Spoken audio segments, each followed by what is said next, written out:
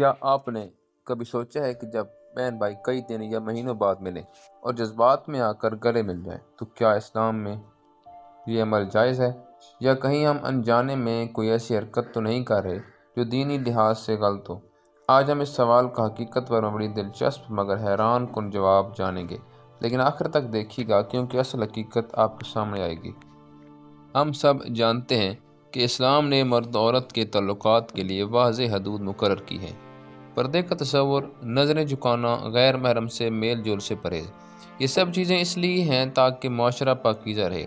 اب سوال آتا ہے کہ اگر کوئی لڑکا اور لڑکی سگے بہن بھائی ہوں تو کیا ان پر بھی یہی حدود لاگو ہوتی ہیں یا وہ ان پابندیوں سے آزاد ہیں؟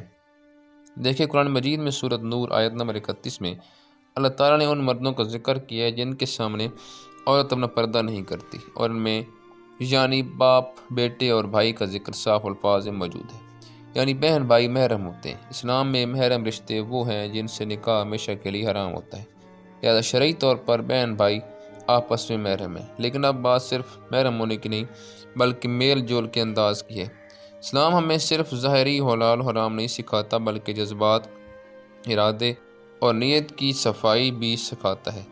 بعض اوقات گلے ملنے میں بے تکلفی زیادہ جسمانی نزدیکی یا غیر مناسب انداز پیدا ہو سکتا ہے، خاص طور پر اگر کوئی عمر کا فرق ہو یا اگر دل میں فتنہ پیدا ہونے کا اندیشہ ہو۔ ایسے میں اسلام احتیاط کا حکم دیتا ہے۔ تو اصل جواب یہ ہے، سگے بہن بھائیوں کا گلے ملنا اصولی طور پر جائز ہے کیونکہ وہ محرم ہیں، لیکن شرط یہ ہے کہ نیت پاک ہو، جسمانی بے تکلفی نہ ہو اور یہ عمل فتنہ یا جذباتی غلطی کی طرف نہ لے جائے۔